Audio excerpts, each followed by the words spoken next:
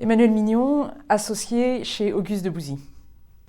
L'Assemblée du contentieux du Conseil d'État s'est réunie vendredi dernier, le 13 décembre, pour trancher une question très importante et dont la réponse est très attendue.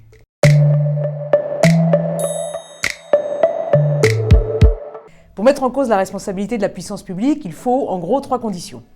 Un préjudice, une faute de l'administration, à moins que l'on soit dans le cadre d'un régime de responsabilité sans faute, et un lien entre la faute et le préjudice. Or, comme chacun sait, toute illégalité est fautive. Une loi déclarée inconstitutionnelle par le Conseil constitutionnel dans le cadre d'une QPC est donc fautive. Comme elle s'est généralement appliquée, 1 année, 2 années, voire beaucoup plus, puisque la QPC est un mécanisme de contrôle de constitutionnalité des lois a posteriori, il est vraisemblable que la loi a créé beaucoup de préjudices. Les victimes de ce préjudice, les particuliers, les associations, les collectivités territoriales, les entreprises, peuvent-elles alors demander à l'État d'être indemnisées de ce préjudice?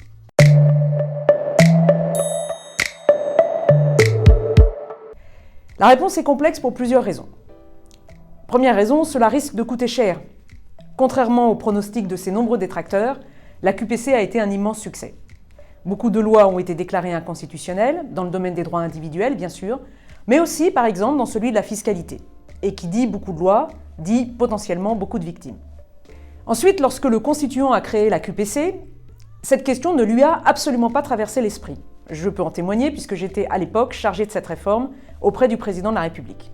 Le texte constitutionnel, c'est-à-dire l'article 61-1 de la Constitution, est totalement silencieux sur le sujet et les travaux parlementaires également. Troisièmement, le Conseil d'État n'aime pas beaucoup dire que le législateur a commis une faute. Lorsqu'il s'agit de l'administration ou du gouvernement, cela ne le gêne pas du tout. Pour le législateur, cela l'embête un peu plus. Donc s'il devait accepter la mise en cause de la responsabilité de l'État à raison des lois inconstitutionnelles, il créerait donc vraisemblablement un régime innommé de responsabilité, c'est-à-dire un régime de responsabilité pour faute, mais qui ne dit pas son nom. Enfin, en 2007, dans une décision célèbre qui s'appelle Garde-Dieu, le Conseil d'État a accepté, justement dans le cadre d'un régime innommé de responsabilité, que l'on puisse mettre en cause la responsabilité de l'État à raison d'une loi inconventionnelle, c'est-à-dire une loi contraire à un traité, en l'espèce il s'agissait de la Convention européenne des droits de l'homme, ou une loi contraire aux droits de l'Union européenne. Mais ce qui est valable dans un cadre multilatéral, où on ne peut pas accepter qu'un pays se dispense d'appliquer le droit commun en s'abritant derrière les errements de son législateur, ne l'est pas forcément dans le cadre purement national. En Espagne, en Pologne, c'est possible.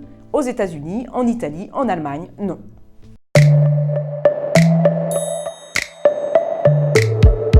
Il y en a essentiellement 3. Première solution, renvoyer le bébé au Conseil constitutionnel. Après tout, c'est le Conseil constitutionnel et seulement lui qui peut constater l'inconstitutionnalité des lois, et c'est lui seul qui fixe les conditions d'entrée en vigueur de ces constats d'inconstitutionnalité. Donc, on pourrait donc penser qu'il lui appartient aussi de fixer le régime de responsabilité de l'État à raison des lois inconstitutionnelles. La deuxième solution, c'est tout simplement de rejeter toute possibilité de mettre en cause la responsabilité de l'État à raison des lois inconstitutionnelles.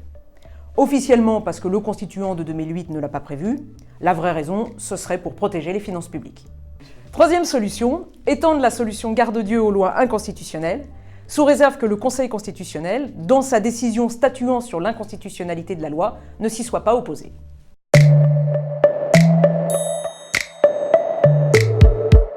Le Conseil d'État fait toujours un cadeau aux amoureux du droit pour les fêtes de fin d'année. Donc peut-être avant Noël, et de toute façon avant le 1er janvier.